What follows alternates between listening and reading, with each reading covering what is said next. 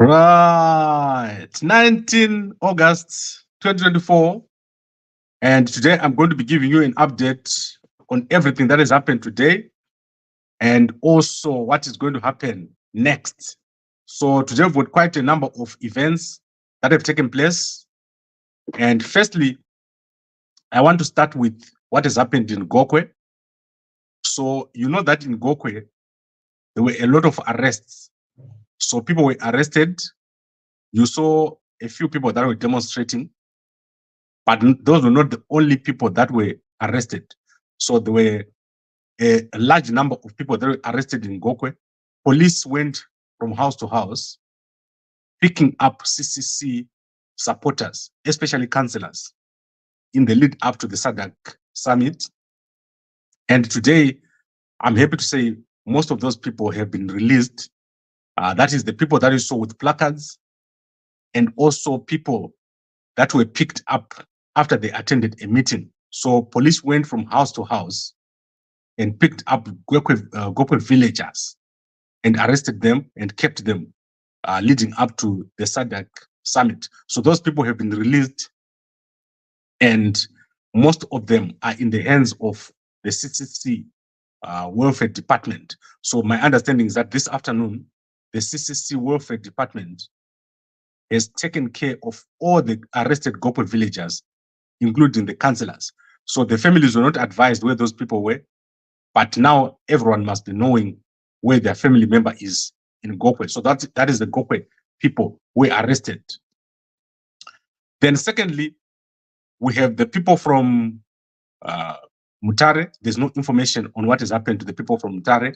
So I'm going to follow up on that tomorrow, on those guys who were arrested in Dangamvura. And then we've got Prince Dubeko Sibanda, who is the MP, the real MP for Binga. He was arrested at the Bedbridge border post. The police have driven him to Harare, where he appeared in court this morning. He has been remanded in custody until Friday. So Prince Dubeko Sibanda is going to be in jail until Friday when he appears in court again. So this is a very sad situation because Prince Dubeko Sibanda is being accused of two demonstrations that happened.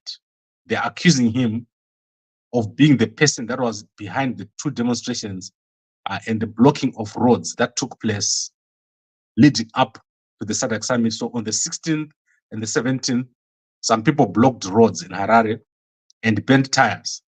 And they're blaming Prince Dubeko Sibanda for issuing a statement calling for protests. And they're saying that it was because of his statements that these demonstrations took place in Harare. So that is the case with Prince Dubeko Sibanda back in court on Friday. He's going to be locked up in Harare and he's already there. This morning, I had a chat with some people who were there at court, and Prince Dubeko Sibanda is fine. My understanding is that Douglas Monzora went there. I saw a picture of Douglas Monzora with Prince Dubeko Sibanda. I think he's assisting him, and I don't know what is the arrangement over there because obviously you know that Prince Dubeko Sibanda is a lawyer. He owns a law firm, so he's quite capable of representing himself. But I don't think lawyers are allowed to represent themselves. I think if you're a smart lawyer, you will not represent yourself. Now let's go to the most important part of today's broadcast. So I have written a letter to SADC Chairman Mnangagwa, President Mnangagwa. It's very odd for me to say President Mnangagwa, but let's do it. I've written a letter to President Mnangagwa, SADC Chairman, and this letter has already been delivered this morning. And what we are demanding in this letter is the release of 82 people or activists who have been in jail for over 60 days. So these are the names of the people here. We've given all the names of all the people that were arrested and that are currently in jail. So these are 82 people that have been sitting in jail, including Bishop Nyamakanga, Jameson Timber, Jacob Ngarivume, Namatai Kwekwedza, Samuel Gwenzi, Robson Chere. All these guys are over here. I've shared this letter in the groups. So in all our groups, where all the people that are interested or concerned Zimbabweans are meeting. We have asked Mnangagwa to intervene and release these people in his capacity as SADC chair. It may look stupid, but actually this works because we're addressing Mnangagwa as in his capacity as the chairman of SADC. The next steps that we're going to take are going to be very important, and I will let you know what happens if these guys are not released. We are going to be following steps. So yesterday, we wrote to the president of Tanzania, President Samia Suluhu Hassan. Today, we wrote to President Mnangagwa. Tomorrow, we're going to write the people who are in the SADC elders, so panel of elders, and the people who are in the mediations reference group. We're going to write those people tomorrow. I'll share those letters with you. And for your own interest, the panel of elders is coming to an end this week, or in fact, these next 2 weeks. The panel of elders was appointed by President Masisi when he was the head of the Troika, before he handed over to Zambia. So there is a bit of a complication in that the panel of elders that was appointed, I do not know if it's still going to be the same elders that are going to be going on, but still we're going to write them. One of the elders, from my understanding, is Patrick Chinamasa, and the other one is from Botswana, and the other one is President Jakaya Kikwete. So I don't know how that works, how that setup works in that grouping, how they've been constituted and how they're going to constitute going forward. We need to take a formal process going forward. If the processes we're taking in SADC don't work, we need to go to the next step. And when I'm talking about the process, I'm talking about the release of the arrested people and also the dialogue. If the dialogue does not kick off, we need to take to the next level, because there's a SIOM report. That SIOM report says the elections in Zimbabwe were not free and fair. The elections in Zimbabwe were rigged. And currently there's a stalemate between the opposition and the ruling party. So if the processes that we have requested and proposed don't work from SADC perspective, we are going to take it to another level, which is another institution. We can clearly not go to the Pan-African Parliament. So the next place to go is going to be the AU and the United Nations. The United Nations are already aware of the situation in Zimbabwe. So I hope that this gets resolved at the level of SADC. We've already put out a proposal on what should happen going forward, what we propose should happen, and also proposing that we can kickstart this process ourselves as concerned citizens. We can kickstart the process of putting everyone together as Zimbabweans without involving anyone from outside. So I am quite familiar with people from both sides, the CC and also from ZANU-PF. There's nothing difficult from Zimbabweans among themselves already starting to kick off some dialogue.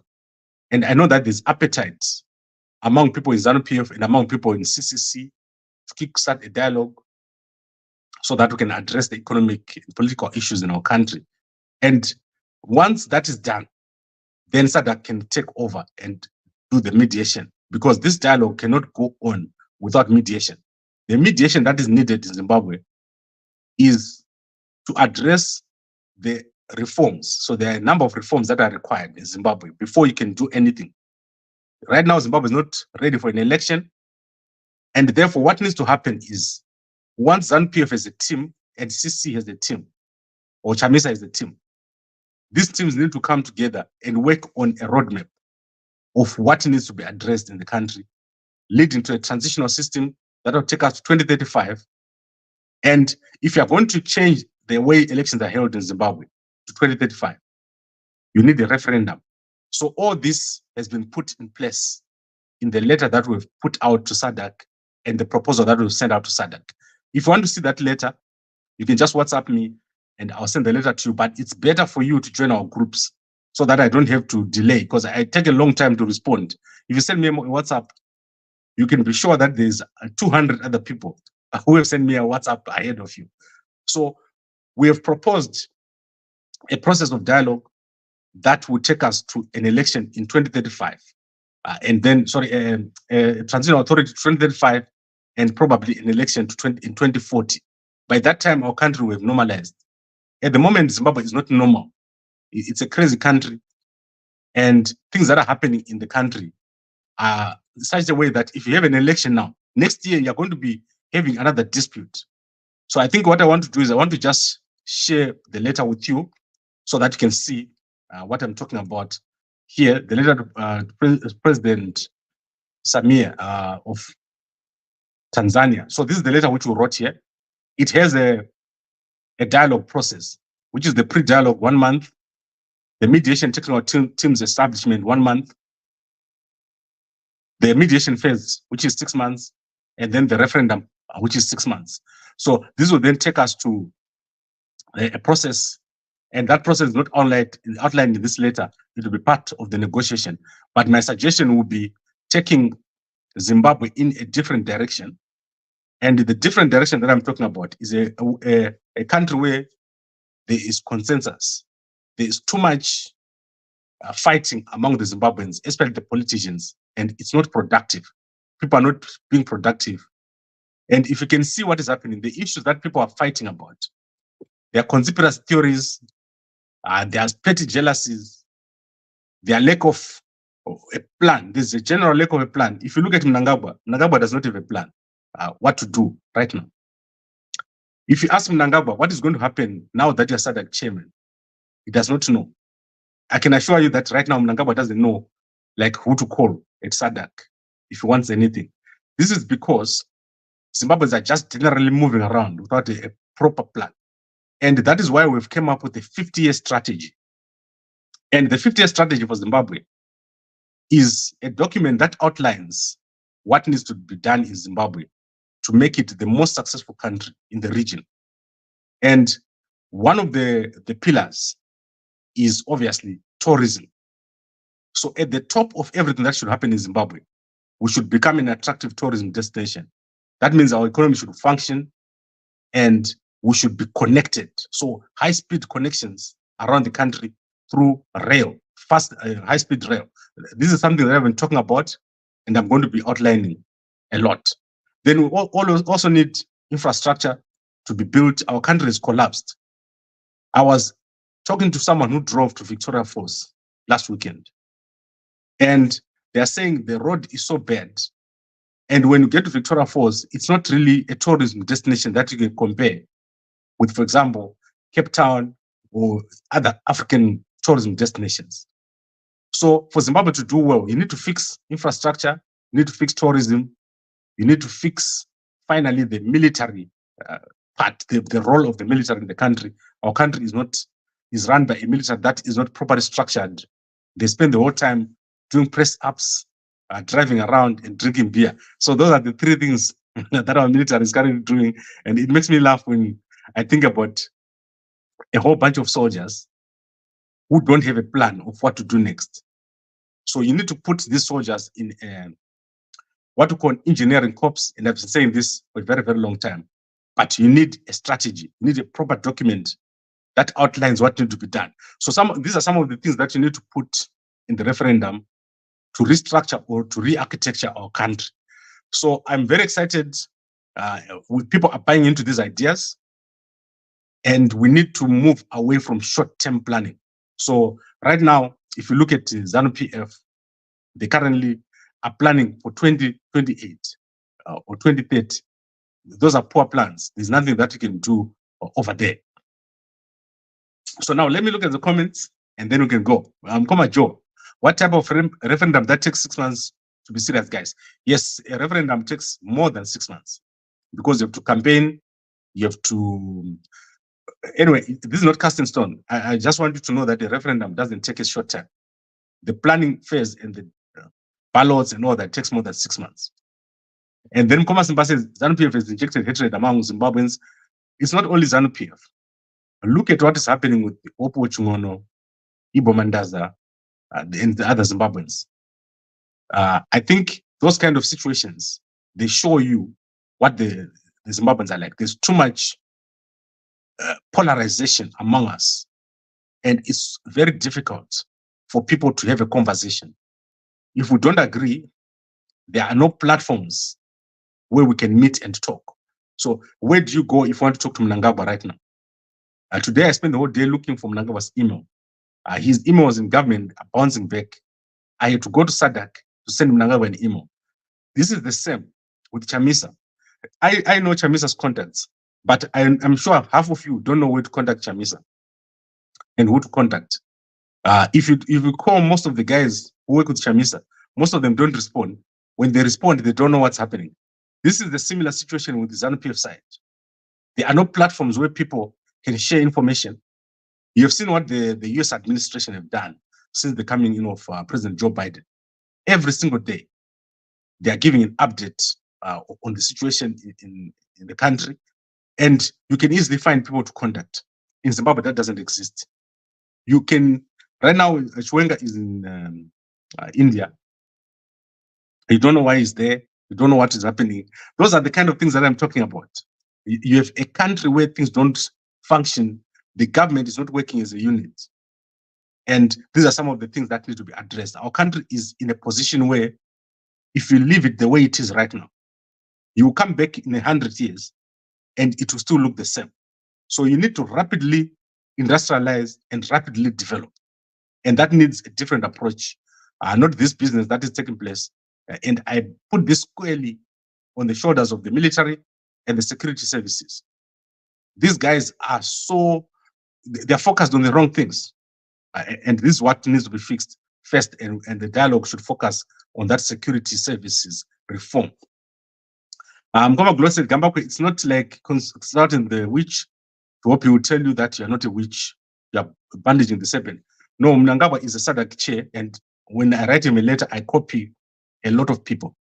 And I believe that he is going to actually take this seriously, and those people are going to be released. You have seen what Mnangagwa said today, that those people are going to be released. We hope that they get released. Every single one of the 82 people must be released. But that's not enough.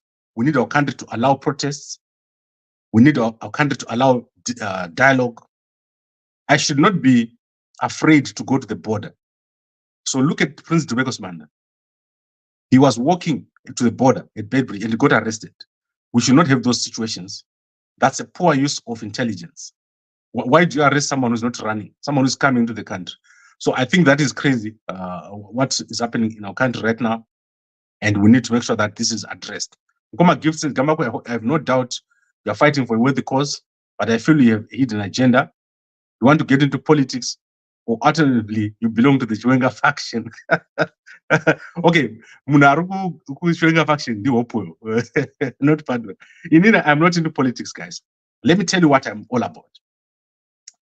By the way, I'm just joking about Hopo. I am into homecoming. My vision is that we need to create a country where no single Zimbabwean is outside the country. So what I would like us to do is the politicians do the politics stuff, but we put in place a structure for getting back everyone in the UK, in Australia, in New Zealand, in South Africa, in Botswana, in Zambia. All these people must come back home. That's my job. And I promise you guys that I will not at any moment look for political office. And this Kushanam government, I will never look for a position in government, because when we talk of the high-speed rail, that thing is going to be central in Zimbabwe's development. If you don't have a high-speed rail in Zimbabwe, you won't have development. A high-speed rail is going to allow you to move from Harare to Bulawayo in 2 hours. Move from Bulawayo to Victoria Falls in about an hour and a half, which means in under 5 hours, you can move from Harare to Victoria Falls. We want to put a high-speed rail between Harare and Beira so that you can be at the beach within 3 hours in Beira, and you can move your goods. If you want to go shopping in Johannesburg, you should be able to go and shop in Johannesburg and be back within 9 hours. At the moment, traveling from Harare to Johannesburg is taking 18 to 30 hours one way, which means you need 3 days to get to Harare from Johannesburg. So the high-speed rail is amazing. It's one of the best things that we can ever do. And that is going to be one of the things that I'm going to be working on. The military-led development strategy, that's amazing. The planned cities, the things I'm talking about here, you don't need to be a politician to implement them. You just need a government that is responsive, and that is why we need a transitional system. A transitional system has got nothing to do with presidents and politics. The politicians will be there, but all the work is being done by experts in the transitional authority. And I'm sure Mnangagwa will eventually get it. They are aware of what other countries are doing. Angola is currently building a high-speed rail, which is going all the way to Zambia. Tanzania has already commissioned a high-speed rail.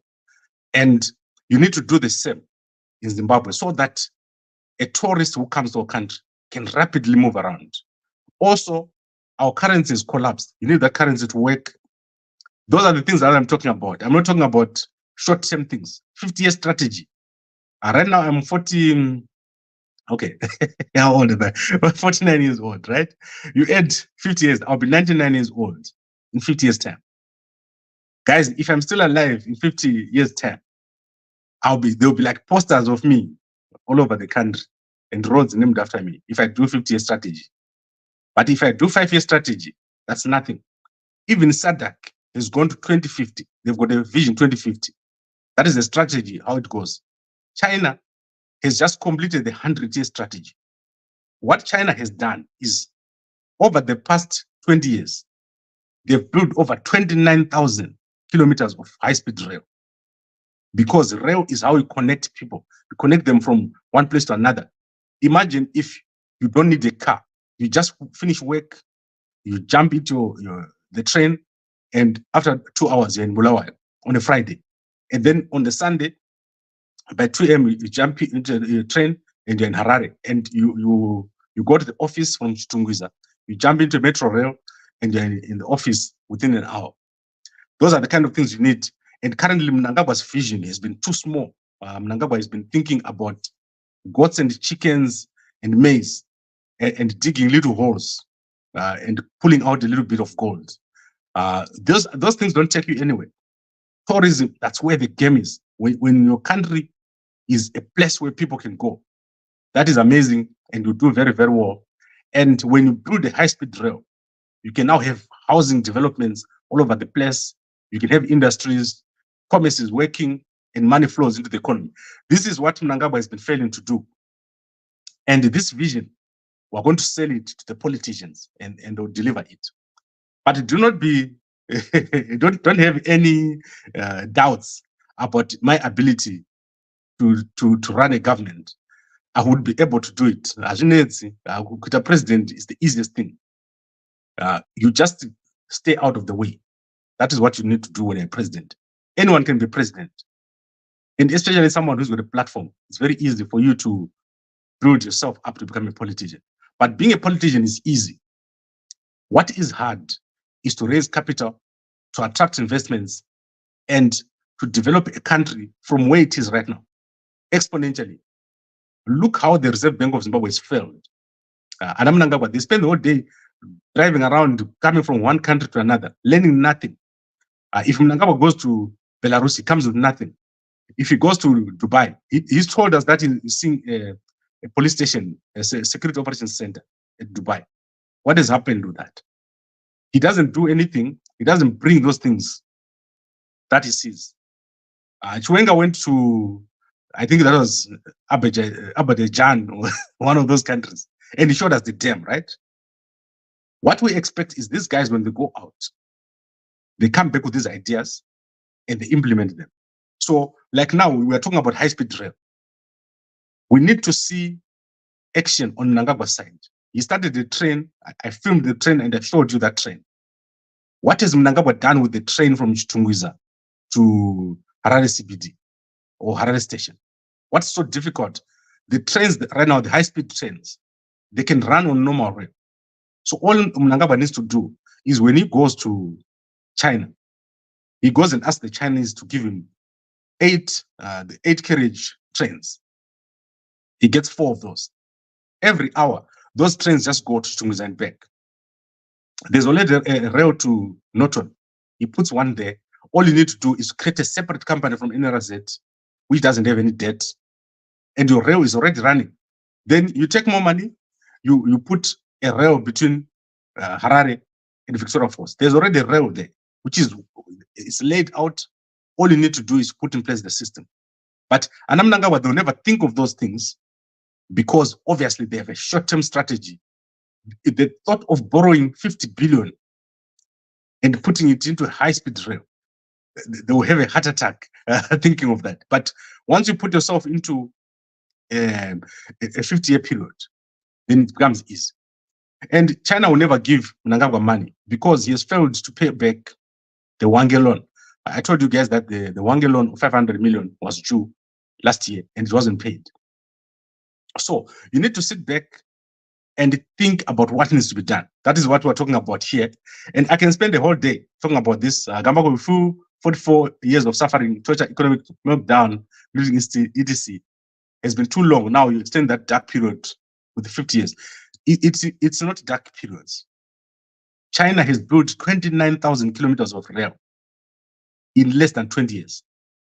You don't need the 50 years. But what you need is the infrastructure for connection. Zimbabwe is not connected. Internet is not there. People can't move around. The roads are bad. So if you don't connect, and then your currency is so erratic, people can't invest. You can't attract capital. People don't want to come to your country. This is the problem. A young Zimbabwean right now who is coming from the United Kingdom, when they come to Zimbabwe, what are they coming for? You see, so those are the kind of things that we need to fix. And unfortunately, it will take a long time to bring our country to that level. Tukona Bora, no time to listen to Zenando. Bora Rekupi Mkoma. I don't watch soccer. Imagine yourself watching 22 people chasing a round thing, unlike talking about the future of your country. I don't think it's even a choice. Right, I think I've said enough. Let's recap. First and foremost, I've written a letter to SADC Chairman, President Mnangagwa of Zimbabwe, and I've asked him to release 82 people. Okay, not to release, to facilitate the release of the 82 people who are currently in jail, political prisoners. So let's see what happens. The people in Gokwe who were arrested have been released. They were arrested leading up to the SADC summit. So they've been released. I think there were about 15 to 20 people. We still need to find out what happened to the Kariba people and also the people at Dagabura who were arrested. Prince Dubeko Sibanda has appeared in court. He's going to be back in court on Friday. So he's going to be in custody until Friday. So basically, that is the news that we have for today. So let's await tomorrow. Tomorrow, I'm going to be writing the SADC elders, panel of elders, to talk more about the dialogue and the framework that we hope to use to assist in Zimbabwe with the dialogue. We've got a group of almost 1,000 people that is talking every day about these same issues. So if you want to join, WhatsApp me on this number, but that will only happen tomorrow. We'll make you join this group. And I would like to ask everyone to work together. We are at a point where no one is winning from all this that is happening in our country. And the one day, I want the day to come when you can disagree and no one gets arrested, no one gets thrown into jail, no one gets killed, no one gets threatened. That's the day we're looking for. And I want a day when we have a number of billionaires, not 1 billionaires or 2 billionaires. If we do all that needs to be done, our country is capable of creating a massive number of billionaires and we don't have to live in other people's countries. So that's my vision. And I would like to thank you. Tomorrow, I'll try to unpack the military-led plans, development plans, how I see the military of Zimbabwe and how I see it structured in a new country where it is not doing press-ups, driving around and drinking beer. So that is, I'll try to unpack for you what needs to happen on that leg of the 50-year strategy of Zimbabwe. Thank you very much, everyone, for watching, and a good night